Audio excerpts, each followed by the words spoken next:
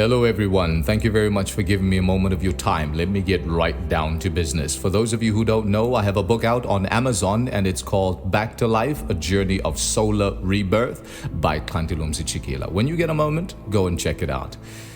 It has blessed me and I can only hope that it blesses you. So we're going to now get down into the first chapter of the book. All right? And it reads as follows. Reality did not explode into being from a mechanical void. It dreamed itself into motion through the living intelligence of the mind. And this is important, mind. This is the first and most forgotten truth of human existence. Everything that has ever existed first in the great field of awareness. In other words, everything that existed was conceptualized in the great field of awareness.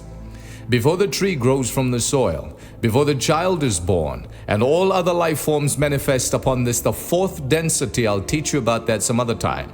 They first existed in a thought-like form in the great mind of awareness of Source. The God of the Bible, when speaking to Joshua, I think it was, said, "Before I formed thee in the belly, I knew thee." This means before form, there is awareness. All things exist spiritually before they condense and manifest temporally upon this, the fourth density, which is earth. Let's try and simplify this to the best of our ability. When the spark of a child comes to the knowledge of the parents, we say that the child has been conceived. Well, where do concepts exist? Concepts exist in the mind. That's the terminology that we use. This marker was conceived. It was conceived in someone's mind. Someone became aware of it and then pulled it out through certain mechanisms or through certain means and collapsed it into the fourth density.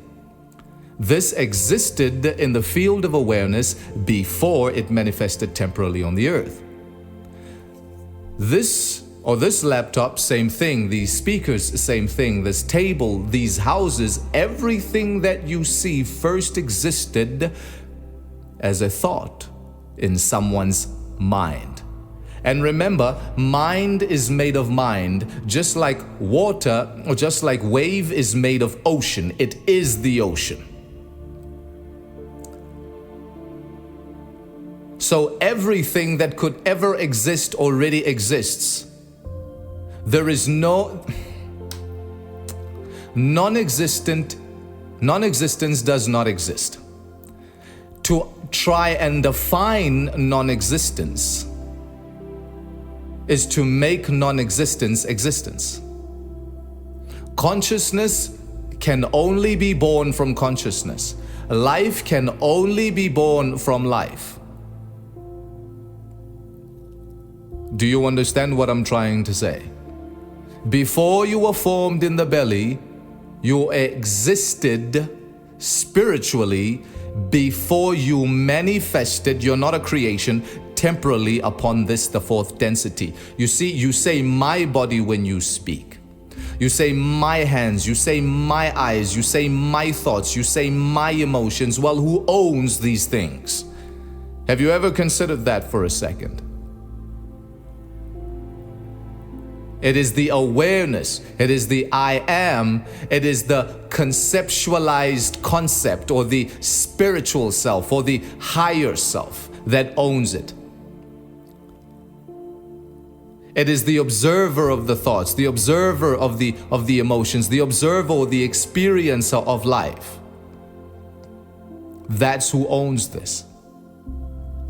And that entity is from all eternity to all eternity. And to identify with the garment, which is the clothing, which is our bodies, it is to identify with his story, history. Do you understand? It is to identify or to live under the illusion of separation. And separation will forever create an us and them, and us and them will always evolve into us versus them. It always brings about calamity. To identify only with the garment is to be limited. To identify only with the garment is to be mortal. To identify only with the garment is to be afraid. To identify only with the garment is to lose. And therefore, when you mourn without hope. Let's wrap it up because I don't want to be long. My beloved brothers and sisters, there is nothing out here for you. There is nothing out here for me. This is a cold world. It's time for us to return into the warmth of the internal world or inside. It's time to come back inside. Be blessed.